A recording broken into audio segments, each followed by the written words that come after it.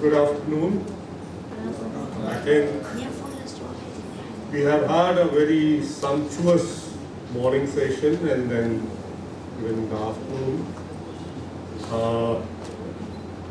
Very exotic and lovely PowerPoint presentation, first from Dr. Ramakrishnan and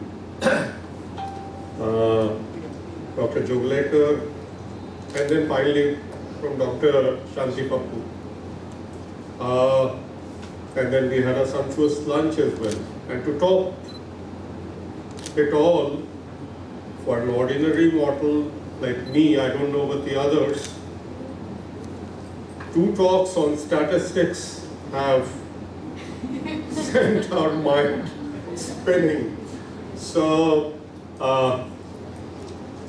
I've decided to keep it very lean and thin, straight-jacketed, plain talk, and it's a plain presentation. So I'm basically doing a small talk, short talk, because I didn't know what was the audience. I never asked Madhulika and she never told me. She just called me and I came here.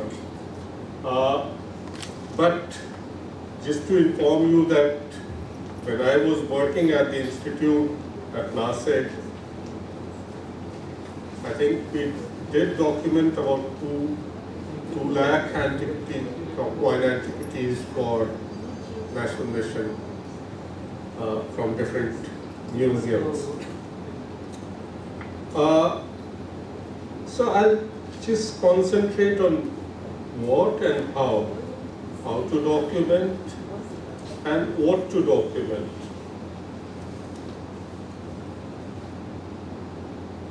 Well, initial 3-4 slides are just for those who are not initiated into the subject, and I believe most of you are students of ancient Indian history, archaeology, or have been working in the field for long, so must be familiar with the importance of coins. But you see, why are we documenting coins? Or why do we treat ancient Indian coins as antiquity? We never go to our modern coins or currency notes for learning our history. But this must have been drilled into your minds since your graduation days or even school days, that for ancient Indian history particularly, coins are one of the most important sources for knowing our history. But the question is, were coins meant to reveal history? Meant to tell us history? No. They were performing the same function that coins and currency notes are doing today. That is, to act as a means of payment. They were a means of payment even in earlier times. Today, if we have to know our history or know about, we go to books, or nowadays we go to our Google Baba for all the information. So, because written history are available today. Unfortunately, for ancient times, we do not have written history available. And that is why we go to the archaeological objects or coins or inscriptions. But they never intended to reveal history to us, because they were money.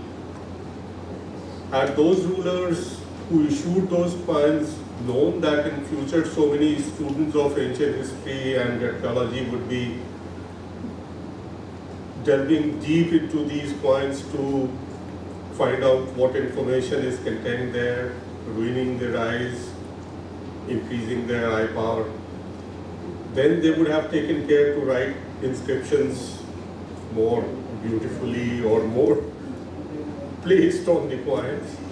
But inscriptions on coins had Actually, they were not important for the people who were using them.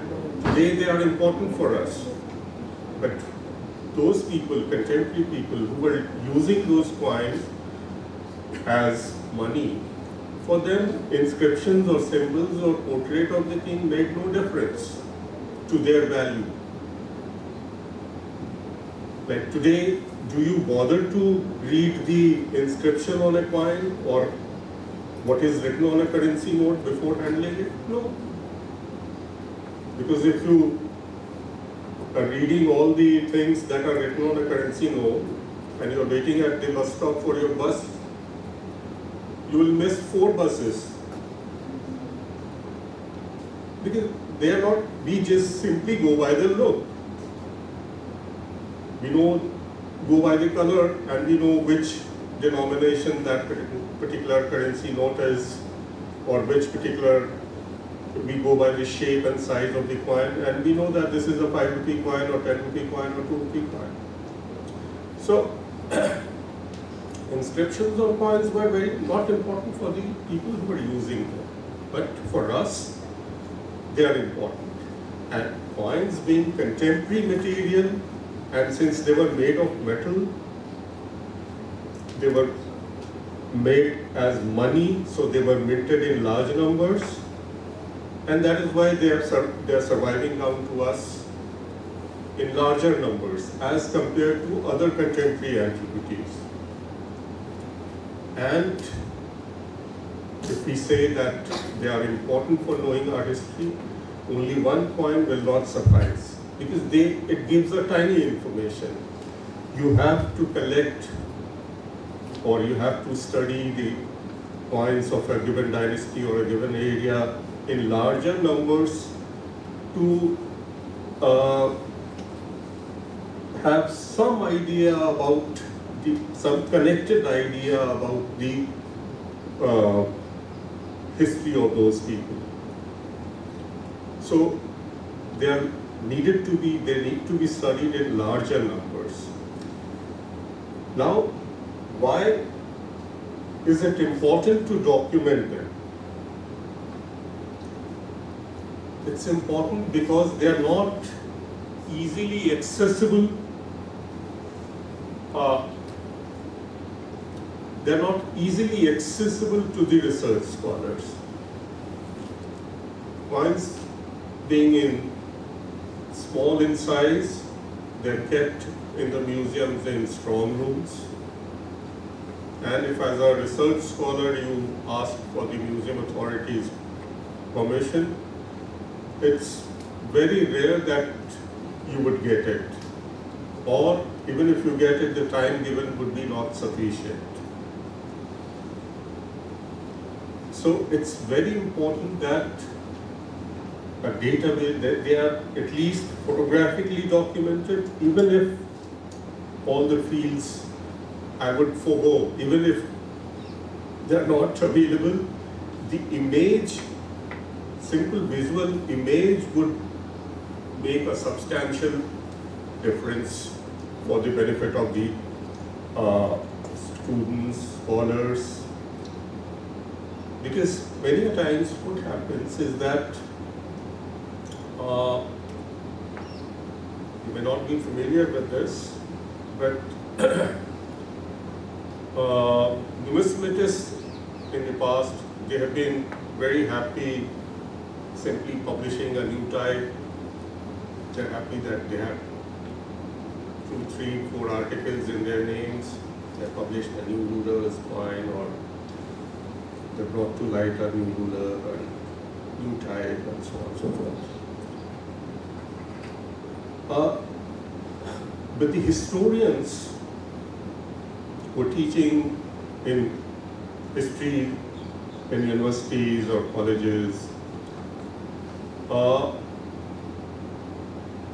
they are not numismatics, they are not working on the coins. So they go by whatever is published. So for a number of years, if you see Indian history, you will find that the post-Gupta period is being taught as a period where there was heavy scarcity of coin money, there was urban decay and so on and so forth. But because those people are not familiar with the actual scene, even in post-Gupta period, there are large number of coins. The problem happens is that those coins do not have anything written on them. So, many of them. So, particularly in Western, the coins that are found in Western India, they've been found in big hoards. Some of the hoards, coins in some of the hoards numbered more than 1 lakh coins. But even museum authorities after selecting a few, they don't bother to acquire those coins. And the historians who were researching, they simply went to different museums to see that so many coins of Gupta period, so many coins of Kushana period are there because they were gold coins, and only so many coins of post-Gupta period. So, because only few coins were acquired, so they drew a conclusion that there is a paucity of coinage in, which is actually a travesty of truth, because that's not correct. Even in post-Gupta period, there are large number of coins, only because they're saying this because the museum did not acquire them, and most of the coins used to be melted down by the jewelers or Sarafa or Patanwalas to whom those coins were taken for their metal. So anyway,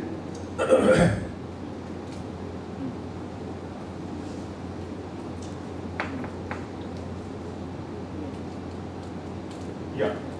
Now, when we talk about documentation of coins, there are two principal components. One is the visual photographic documentation. And when we are photographing the coins, there are 3-4 things that one should do. One is to note down the metal of the coin. Now, if you are not into the subject, sometimes while noting down the metal, you may have a problem, because silver is comparatively easy, because coins are not always very cleaned, so silver would look very blackish. Gold is easy. Copper is also easy, but many a times there are many coins looking somewhat like copper, but it may be a bronze coin. So you can say copper oblique bronze, and bronze is a term, actually Western numismatists many a times use the term bronze even for copper coins. But in India we have actually terms for, like in our relationships, also we have different terms. They have only uncle and aunt. We have chacha, mama, mosa, fupa. They are all uncle and aunt. So even in metal, because bronze is usually used for copper tin alloy. The bronze metal. So bronze is, main metal is copper, and if you add a certain percentage of tin in that, similarly, if you add certain percentage of zinc, that becomes brass, but brass is also a kind of bronze. Sometimes There are other elements also that are added to copper, like lead is added in certain percentage, arsenic is added, which gives a particular gloss to the coin, and that resultant bronze is called sometimes 14 in numismatic writings. But you can say that they are all kind of bronze. Lead is a metal which is usually used, it was used for coin making in early historical period in only in the Deccan area. And lead you can identify if you do a little bit of practice. But sometimes there are coins which are actually a mix of silver and copper. Particularly in the medieval period, Sultanate period, there was a metal called Milan, which is a mixture of silver and copper. But initially it had good percentage or good purity, fineness of silver, but gradually the silver percentage got reduced and the copper, which was a cheaper metal, was used in larger percentage, so it would look even coppery, very coppery. So sometimes while you're seeing the coin and noting down the metal, there may be a confusion, but it's mostly in the copper and bronze. So you note down the metal, and you take the weight on an electronic weight scale and note down the weight. You can make a technical sheet where 3-4 columns are there, and use a scale, because for coins we usually, particularly if you're documenting a museum collection or which is not under your control, the time given would be very limited. So you want to complete as many coins as possible. So you don't have the freedom or liberty of taking the measurement of each coin with a caliper there itself, because that is quite time consuming. So what you can do instead is, on the photographic plate you can use a scale, say 2 centimeter scale, and when you suppose you take 4 or 5 coins together, take a snap, then turn the coin, because the coins have 2 sides, heads and tails, obverse and reverse. So you have to be very particular that you have turned, because many a times when we are doing it in bulk, sometimes what happens is that many a times we forget to turn one coin to the other side. And if we take the snap and do not turn it, then only one side is, the photograph of only one side is taken. So you have to be very particular, careful about that. So if you take the printout of that plate, and suppose that 2 centimeter scale gets enlarged to 3 centimeter, that means that 1.5 times, if you take the measurement of that printout of coin, and suppose the scale is showing diameter to be 3 centimeter, you divide it by 1.5, because that scale, 2 centimeter scale, has got enlarged to 3 centimeter. So 1.5 times the image size have got enlarged to. So you will get the actual dimensions of the coin. So we use a scale. And one other thing that in Indian numismatics we have not been practicing, but that just occurred to me that I should mention it to you, that uh, one should make an effort to note down the die axis as well.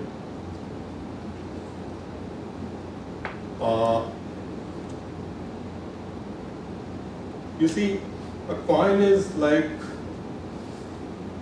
a clock. This is a coin, cotton coin.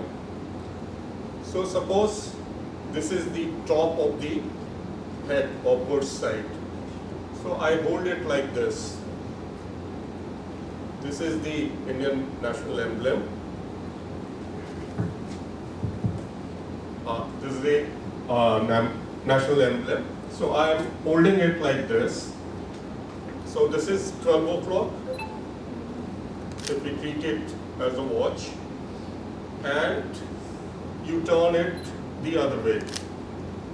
And if the top of the other way is showing in the same direction, that means it has an axis of parallel axis or 12 o'clock axis. I mean, the axis can be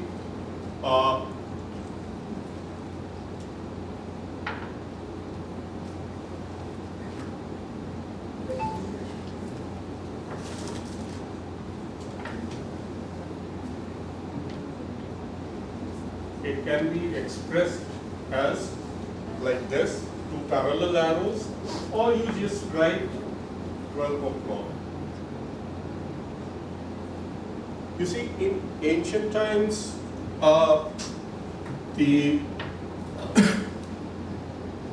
most of the Indian coins did not have a fixed die axis, but some of the coin series had. So this also can be a good indicator, particularly for those series which had a definite die, which followed this practice of having die axis, of identifying the genuine ones from the fake ones. So if a fake one has a very different die axis, then one can be identified. And the problem is that for many Indian coins, they have not been at all noted. So no harm in noting it down, and if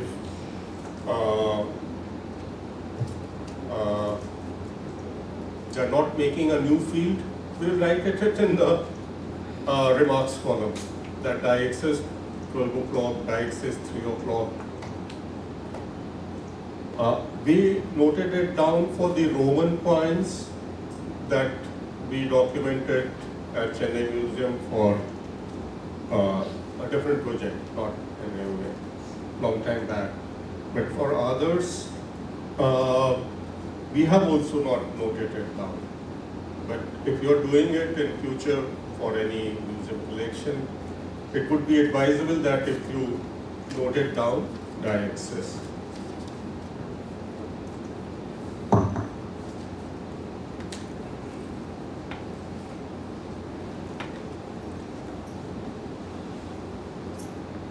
So this would be the photographic documentation, and then it's the photographs that will be available to you for further classifying or studying them, not the actual coin. Because the museum authorities or private collector will not allow you to take it to your home or library to consult the catalog and then identify and decipher it.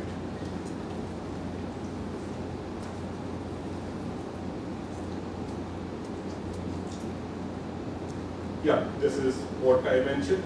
There are two additional things, that the accession number, you have to take it from the individual. If there is a private collection, it may not have a accession number. But if it's an institutional collection, it will have an accession number or registration number or whatever they call them. And most often the information about provenance is lacking when it's not available. But if it's available in their registers, and that actually reminds me, like when Dr. Shanti Kapoor was talking about those tools and from institutional collection, she said that the registers might have some additional information about the cultural assemblage that was also found along with them. But what is happening that even in older and bigger museums, the older registers or files, if they have crumbled down, they have simply copied it, the basic information in a newer register, and many of the information in papers or correspondence that were earlier available, or they were just noted down on the older envelopes, coin envelopes. Now those envelopes have crumbled down, and so the related information is gone. Like I am currently documenting some coins for the CSMVS collection. I've been repeatedly asking them for their, if any information regarding their provenance, donation, etc. But they say that they will have to look at it to files and papers, and they are not mentioned in the current register that they are having. And when it is like, so if it is available in the museum that you are going to for documentation, you can request them to get them digitally scanned, so at least those information are preserved. But many places are documented, several museums, but many a times those information are not available. So in case those provenance information are available, you should note it down, because earlier what used to happen that many of these, particularly those in the state capitals, and those museums or those departments which are the repositories for the treasure troves. You will see this is a state subject. So if any coin hoard or any hoard that is found, it goes to the state Department of Museum or Archaeology or whatever. Sometimes at some places they are combined departments, some places they are different departments. So whoever is the approved authority. But gradually less and less numbers of treasure troves are acquired. So very few hoards are being acquired. So whatever, like Roman coin hoards that are in the Chennai Museum, they were acquired long time back. If you go and see their register, you will find very few hoards that have been recently acquired also. So, and that is the case with most of the state authorities, very few hoards. So there the information about the provenance was available. Otherwise, but now people have also become very clever. If they find something, they go to the market jeweler, they will sell their coins there. Or the coin collectors and dealers are reaching because they have the information where those coins are found, and so they're getting a better return on those finds. Anyway, so this is as far as the first stage of the coin documentation is there. Now, this is just an image of the technical sheet that we use for noting down the accession numbers and weight and any information regarding the provenance when we are doing it in a museum. So this is a treasure trove from UP State Archaeology. This is a gold coin ore that was found. And later on, when we calculate the image size of the coin from the image, then we used to write it down on the paper. Now, actually, it has become much easier with the coming of the digital camera. Earlier, what used to happen, that we used to have those black and white negatives, and since we were doing it in bulk, we used to buy it in the cheaper, तो जो वो film बनाते हैं, so they had bigger reels. वो leftovers used to be sold in less price. We used to go to the museum, document, photograph, take photographs, and come back. And when it was sent for developing, it was found that the entire negative film was fogged. So all in waste. Now it's much easier.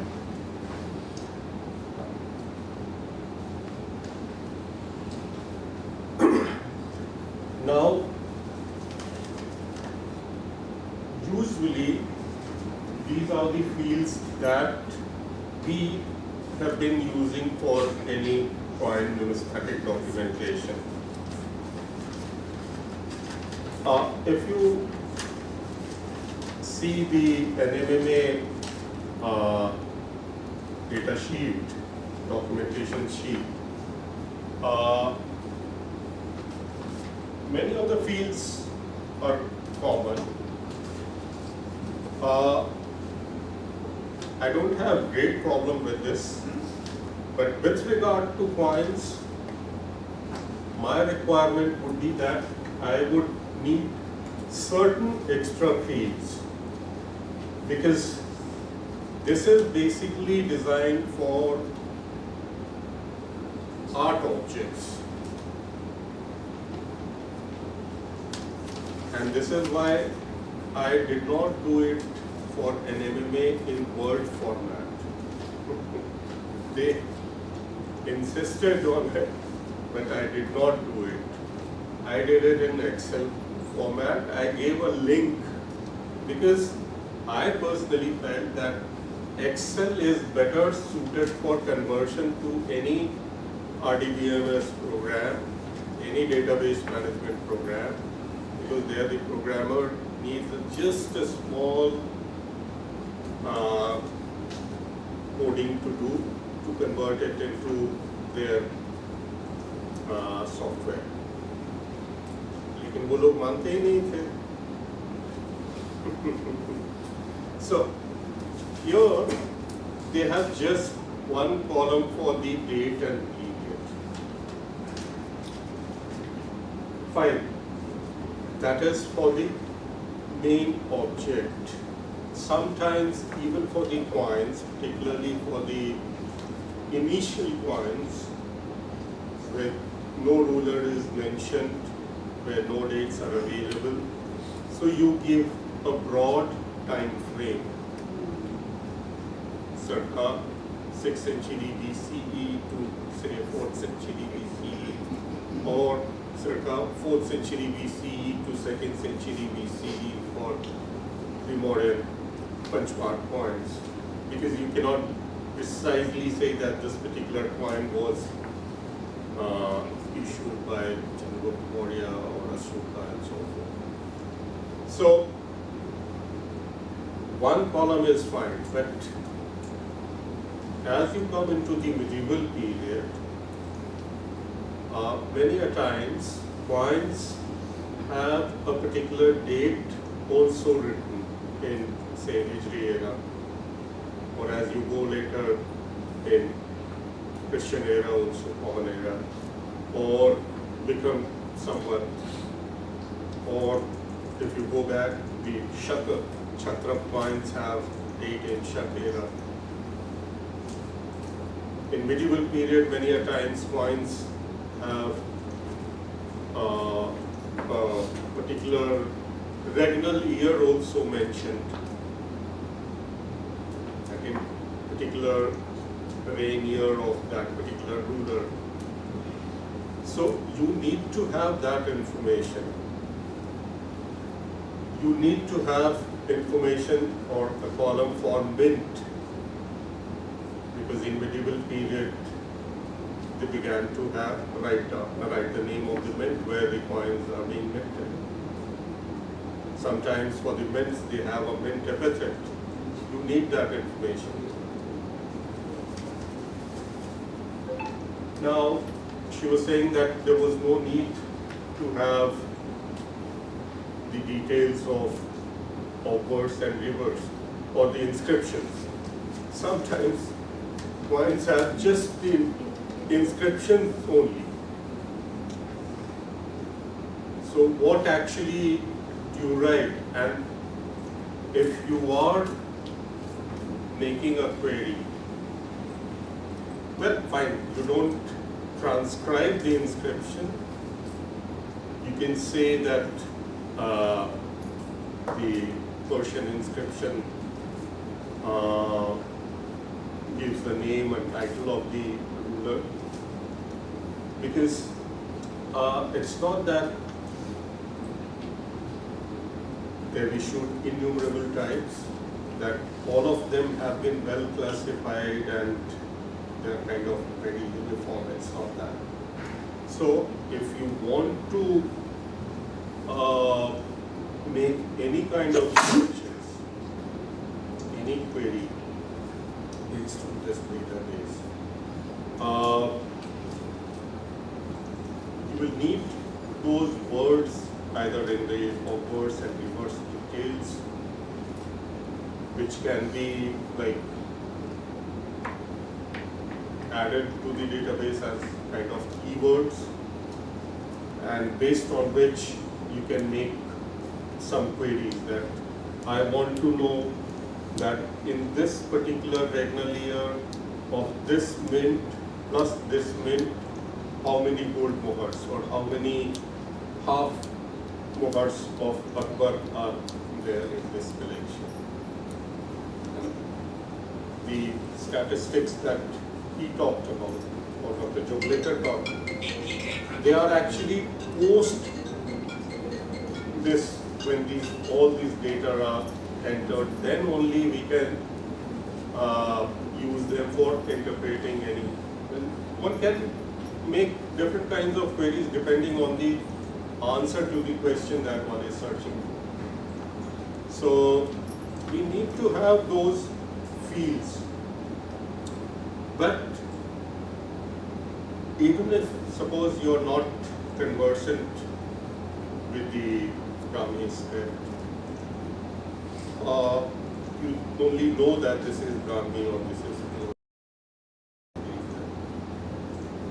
you just, if you are doing say a documentation of these files, you just mention that inscription in Brahmi plus motifs or symbols. If the visual is there, that takes care of half of the problem, because for me that's the biggest help, because that is solving the problem of inaccessibility to the material. Plus, one can build on this data. Once they are added to the database, then one can build on. There is no problem to that. I think I should stop here, because usually, I mean, this is not a typical coin lecture, but I say that lecture on coin acts as an alibi. For that matter, all the talks on subjects dealing with history and archaeology and sitting in a dark room, after certain time you start feeling sleepy. So thank you very much. If you have any query, please feel free to ask. Thank you. Yeah. I can just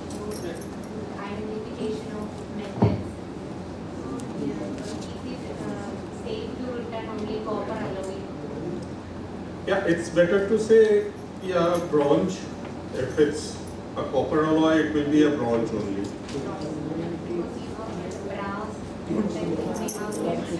No. Brass is also a kind of bronze. The thing that we call bronze is also a kind of bronze. And because you see, some of the coins will look yellowish, sometimes some blackish, some reddish, some different. Green is actually the cupric oxide patina that, because copper is easily affected by the environment. So usually it's the cupric oxide patina, that greenish patina that you see on the coin.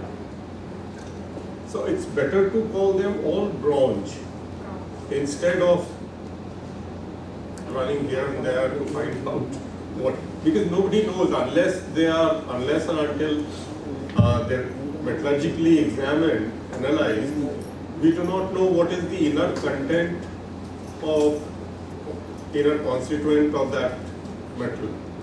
So it's better to call them bronze. Copper oblique bronze. 14 is also, actually 14 by technical definition should have a certain percentage of silver also. Because 14 is usually, it's blackish in, but having a gloss, shiny appearance to it. Sometimes it has a silverish tinge also. And sometimes even very experienced numismatic scholars also get deceived. Like Dr. Shobhana Gokhale from Deccan College, once he published a coin which was actually the so-called 14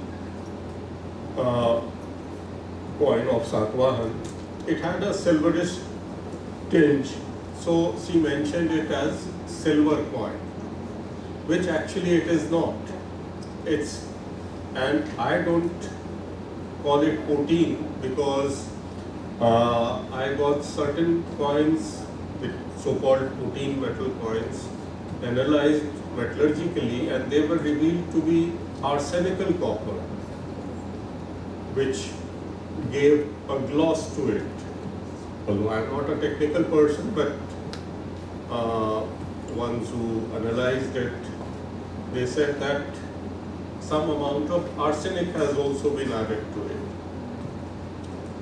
So that is also a bronze. That is also a bronze. So it's preferable to call it copper oblique bronze. Obverse and reverse. Well, obverse and reverse, you see, there is some amount of subjectivity also.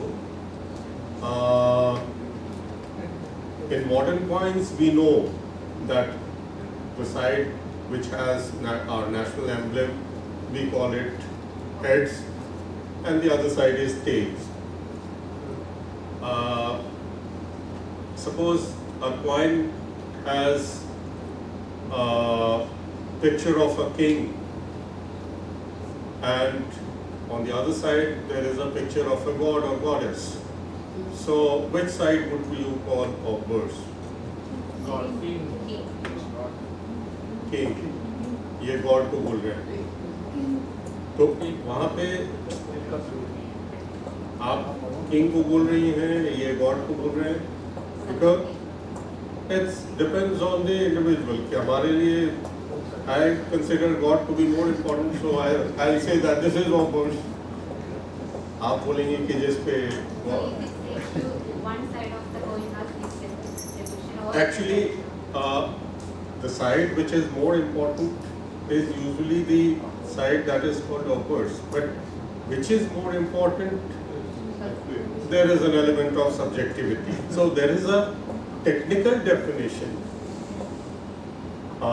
which says that the side which was struck from the anvil die, that is the lower die,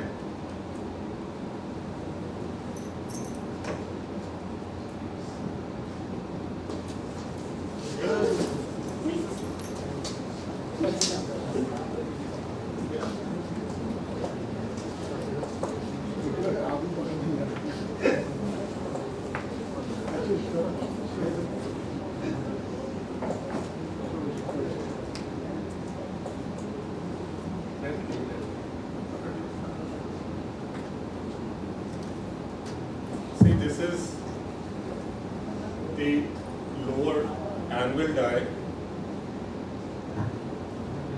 which was fixed in a kind of wooden plank. On top of that, the coin clan was kept. And then we had this hammer die, or punch die, or trussel, they're known by different names. And this used to receive the hammering.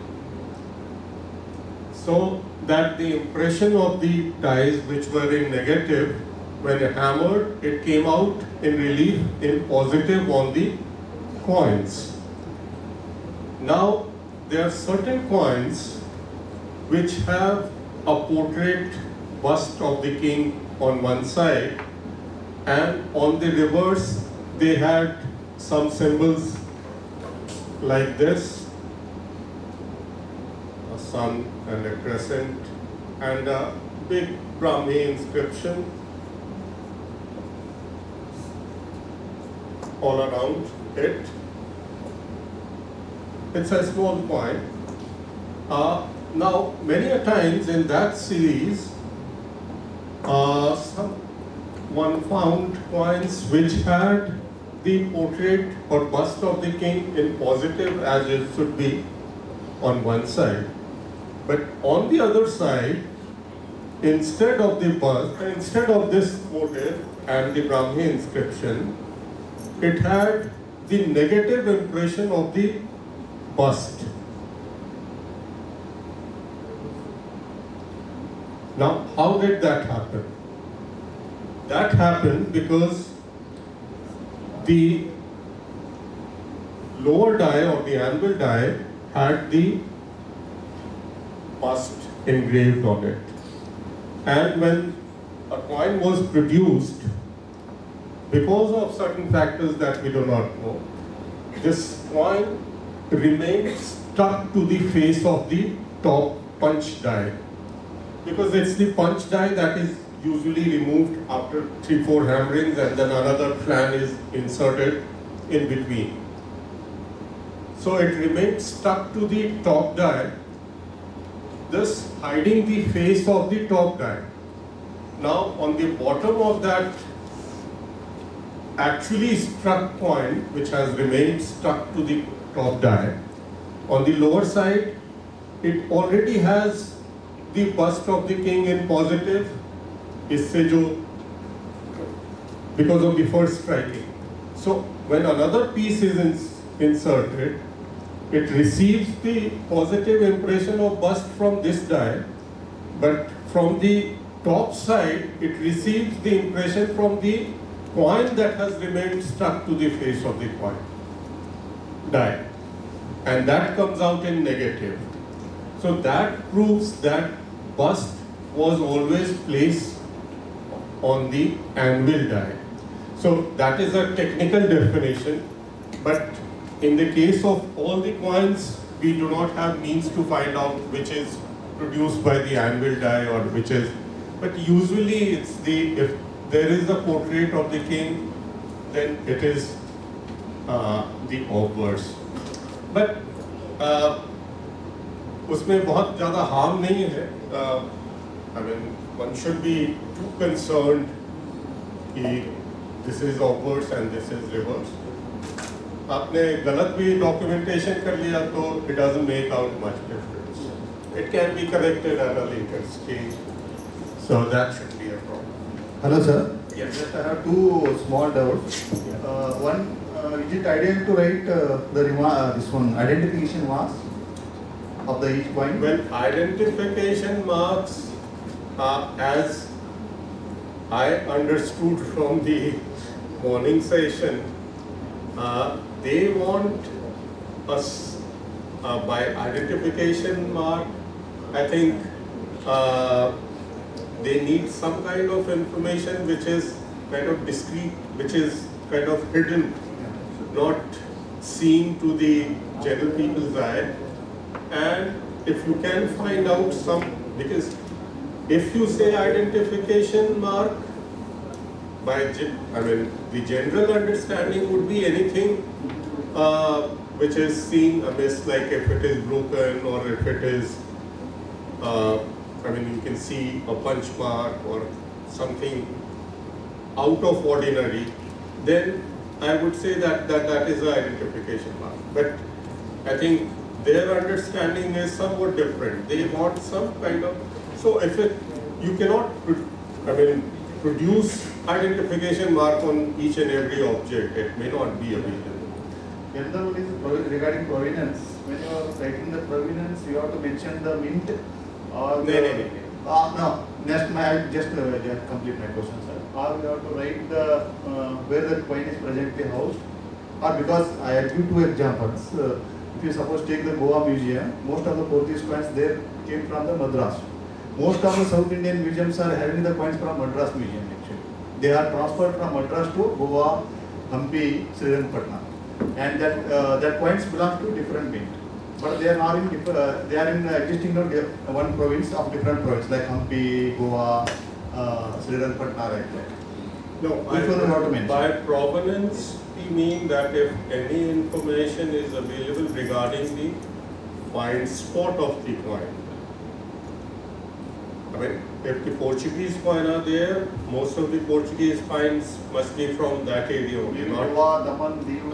from that area, not Tamil Nadu. Tamil Nadu, if it is there, then it would be mostly, say, Roman coins or Vijayanagar coins or other coins. But by provenance, if no information regarding provenance is available, then you leave it. No, in our exercise we are having the record that these coins are transferred from Madras to. No, so that you receive in the either which column? Remarks column, or like we use it like source and donor. So there we write that received from Madras Museum, or like earlier Uttar Pradesh being a very big state, it used to receive many treasure troves, and once upon a time it had a practice of distributing certain coins to other museums of India. That actually Madras Museum also had initially.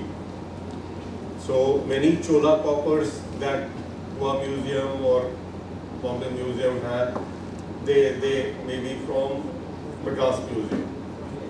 Because why I am asking, I know that you work a lot on the coins.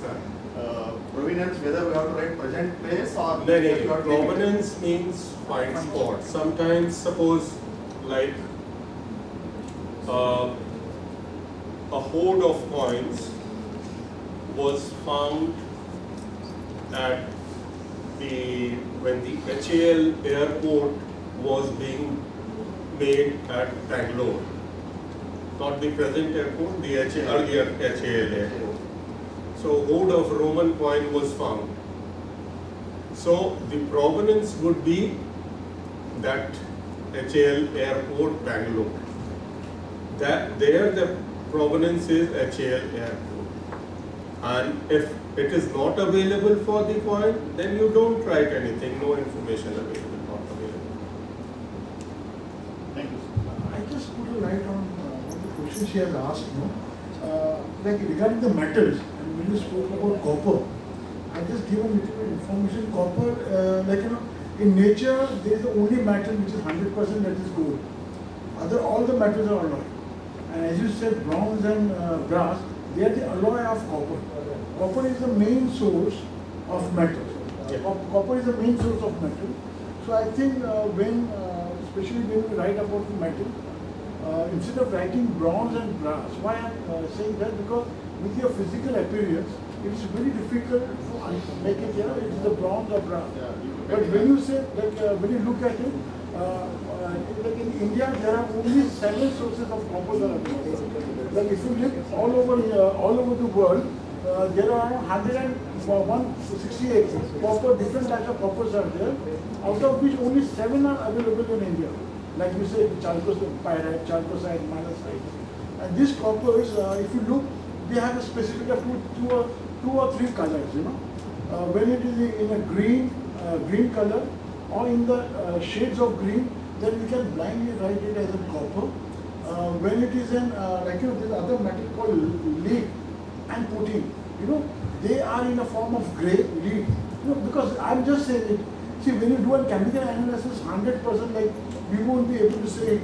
But if you write in terms of physical appearance, your copper, gold, copper, lead, and nickel can be identified with the physical appearance. But when you want to write it brass and bronze, it is very difficult. So that is why I asked her not to write going for. I said sometimes what happens, because I've experienced this problem and I've worked on lakhs of coins. Copper can be found in varying color and even in copper-based alloys. What I said is what you're saying, that actually those are copper-based alloys only. So, but they are deliberate alloys. I mean, where they've been deliberately added certain amount of tin or zinc, and there are other impurities as well. So, so I said that copper oblique brass or copper oblique bronze, don't use brass, etc. Yeah, see, my whole point was that only. Then sometimes actually some of the coins which you may write copper, they are actually bronze. So that is why I am saying that. My point is that what I am saying, bronze itself is an alloy of copper. Copper is a main metal. I said, if you write bronze, then again we are also misreading that. What I am saying is that actually it does not make much of difference even if you write copper only. I mean, even if you exclude bronze, it's fine by me, no problem.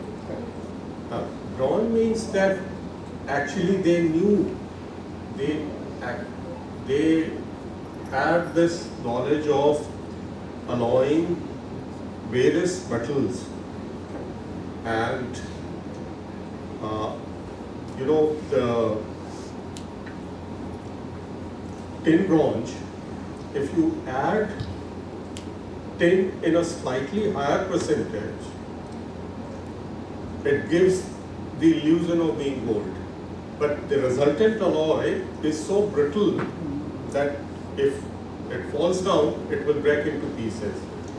So sometimes in some series, even those types of alloys were used, where coins tend to break easily. Similarly, if you add zinc in a slightly higher percentage, the resultant alloy is not strong enough, but the gloss of the metal will be very attractive. So, even if you say copper, no problem, no problem, no problem. Because they are copper based only. Copper is the main element. And there's one more, I just like to put in point of photo documentation, especially with the coins, when you have shown the die structuring. So I was just thinking, mostly when we do a photographic documentation of a coin, so we always use obverse and reverse. So I think when you look at the thickness, that will also make a point, Yeah, it's good that you brought this point. I thought of for the usual coins, it does not make much of a difference, but particularly for late medieval and some of the early modern coins, British period coins, sometimes some information is actually etched on the edge also. So there, if it is possible, one should take a photograph of the edge of the coin also, because sometimes the mint master's signature or some mark may be there. But usually for ancient and medieval coins, those kind of information is not available on the edge. So even if you forgo edge, it does not make much of a difference. The most important is to take the snap of the two sides, two main sides of the coins. Thank you. Nickel coins, I want to know the difference between Sometimes ideal mostly of Nickel coin is also, they are not pure nickel coins. Uh-huh. Nickel is also a kind of bronze. Nickel is added as an element, particularly in the modern times, British period coins. all of them like And one actually, Kushana coins, they have some amount of Kushana copper, they have some amount of nickel added to it because they came from a particular source where it was present maybe in the ore. But that is also gives the look or appearance of a bronze only. the wedge marks in a Dutch coin. I've seen like several wedge marks.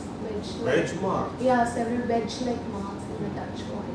Like, Okay, like no, that's a wedge different, pattern. that's a, their company का उनका Kota farms है like BOC. piece of it is like maybe this. It looks like it's deliberately cut, but it's not deliberately cut. It makes sense. A Dutch coin. नहीं वो wedge mark आप Dutch coins में बोल रहे हैं या if there are some Roman coins, they are deliberately slashed in India. जो the Roman coins that are found in India, they are from the Republican period, that is 1st century BCE to 3rd, 4th century, 3rd century, 4th century AD. But the majority of the coins are of two rulers, Augustus and Tiberius. And even there is one particular type of Augustus and one particular type of Tiberius which predominate in the files. And many a times they are found slashed, there are slash marks on them.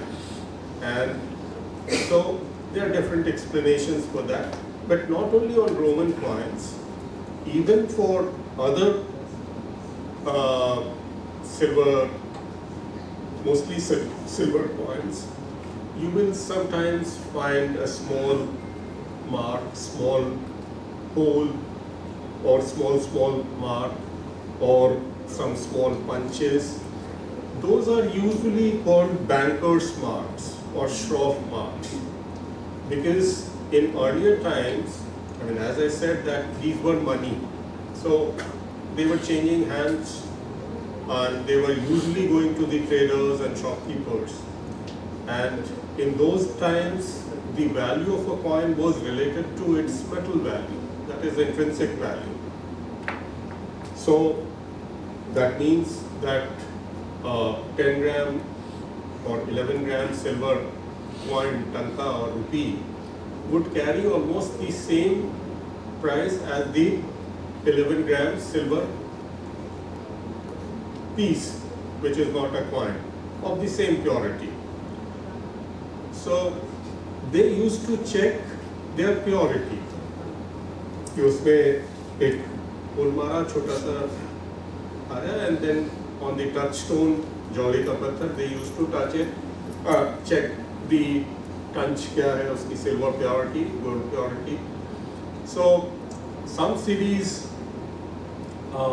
you find lots of these kinds of punches or shop marks, bankers marks. The wedge that you're talking about, I'm not very. You can show me a picture. There's a Danish coin. It has like 17 here and DAC, and after that 06 or 07 or something the year in the lower side, and then like you have this like serrated marks on the edge. On the edge, on the rim portion. You can see from rim to. Like, A rim portion can be. I mean, there are serrated edges. So slash ऐसा line. Not serration I'm talking about. I literally say that one. I'm showing you.